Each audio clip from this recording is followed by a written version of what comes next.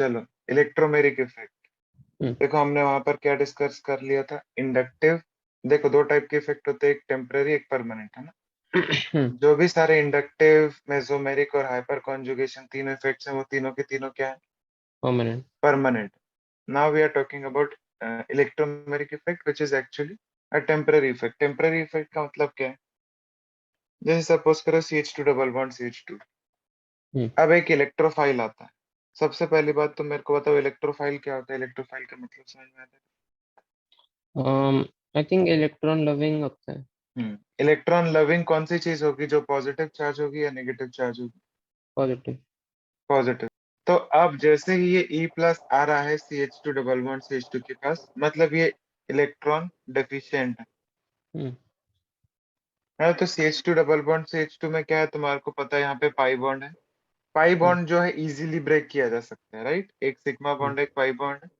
तो pi bond को easily break किया जा सकता है, तो पाई बॉन्ड ब्रेक हो जाएगा। अब पाई बॉन्ड किस फैशन में ब्रेक होगा, तो तुम ऐसे समझ सकते हो, एक पे प्लस एक पे माइनस, हम्म। है ना। इस फैशन में वो ब्रेक हो जाएगा। हम्म। अब इलेक्ट्रोफाइल आएगा, तो इलेक्ट्रोफाइल किसके पास जाएगा, CH2 माइनस के कि CH2 plus. CH2 minus. Obviously CH2 minus के, है ना। तो CH2 ये CH2 पे प्लस, और इलेक्ट्रोफाइल यहाँ पे आके लगा, हम्म। तो हमारे पास ये स्ट्रक्चर हुआ। हम्म। अब तुम इसमें ध्यान से सोचो, अगर इलेक्ट्रोफाइल नहीं आता, अगर E हम्म। प्लस नहीं आता, तो क्या कभी ऐसा बनता। हम्म। नहीं। ये तो इस फॉर्म में एग्जिस्ट करना पसंद करेंगे ना, वो तो स्टेबल है मस्त। उसको हाँ। जबरदस्ती तुम प्लस और माइनस में तोड़ रहे हो। याद करो रेजोनेटिंग स्ट्रक्चर्स की स्टेबिलिटी, हाँ, ये जिसमें हमने नंबर ऑफ इग्नोर कर फाइबर। दिया ऐसे स्ट्रक्चर। हाँ, तो बेसिकली क्या होता है, ये जो तरीका है या ये जो इफेक्ट है, this is only shown when an electrophile और an external species is present, वरना ऐसा हम्म। शो करता ही नहीं कभी। हम्म। तो बेसिकली यू कैन अंडरस्टैंड कि अगर वो अटैकिंग रिएजेंट को हम हटा दें, तो वापस हम्म। चार्जेस हट जाए, है ना। तो दिस ठीक है। Would be a reversible process. Hmm. This is basically temporary और रिवर्सिबल प्रोसेस। तो हम डिटरमाइन करते हैं कंपाउंड्स को हम किस तरीके से कैटेगराइज कर सकते हैं। तो we can categorize compounds into three categories. एक होता है एरोमेटिक।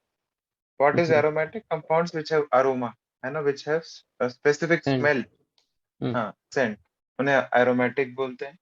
दूसरा होता है नॉन एरोमेटिक, और तीसरा होता है anti aromatic. Now what is difference between all these, so let us start by discussing aromatic. हम्म। कोई भी कंपाउंड को अगर एरोमेटिक होना है, तो उसको तीन रूल फॉलो करने हैं। हम्म। पहला होना चाहिए कि वो साइक्लिक भी होना चाहिए, प्लेनर भी होना चाहिए। लाइक हर बेंजीन। एक एट yes, benzene is the perfect example of aromatic. Benzene hmm. यहाँ पे साइक्लिक भी है, प्लेनर भी है। हर एक एटम जो है, देखो सेकंड वाला इट सेज हर एक atom should be sp2 hybridized. हर एक एटम sp2 हाइब्रिडाइज्ड। मतलब 3 बॉन्ड। यस, तीन sigma bond, hmm. Pi bonds और भी हो सकते हैं। हम्म। थर्ड, ये जो number of pi electrons, hmm. number of pi electrons must be 4 n plus 2. And what is n? n की वैल्यू कुछ भी हो सकती है। लेट अस से n की वैल्यू इज 0, तो ये हो जाएगा 2 पाई इलेक्ट्रॉन्स। n की वैल्यू इज 1, तो 6 पाई इलेक्ट्रॉन्स। n की वैल्यू 2, तो 10 पाई electrons, hmm. And so on.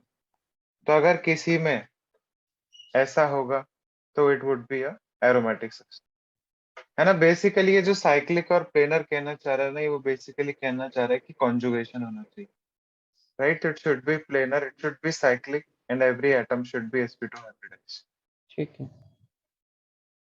तो अगर मैं बाकी दोनों से इसको डिफरेंशिएट करूँ, तो लेटस से मैं पहला एरोमेटिक बताता हूँ, उसके बाद बताता हूँ एंटी एरोमेटिक, हम्म। फिर है नॉन एरो। कंडीशंस क्या क्या चाहिए, साइक्लिक, प्लेनार, हम्म। कॉन्जुगेशन, sp2 हाइब्रिडाइज, हम्म। और क्या है 4n plus 2 pi electron. Yes. Basically electron किस में भरा जा रहा है, बॉन्डिंग मॉलिक्यूलर ऑर्बिटल में, बॉन्डिंग पाई एमओ, हम्म। ठीक ठीक है। नेक्स्ट एंटी एरोमेटिक की बात करें, एकदम सारी चीजें सेम है, साइक्लिक है, प्लेनर है, कॉन्जुगेशन भी होगा, sp2 हाइब्रिडाइज भी मिलेगा। बस एक अंतर होगा कि नंबर ऑफ इलेक्ट्रॉन जो है 4n+2 की जगह 4n हो जाएंगे, 4n पाई इलेक्ट्रॉन।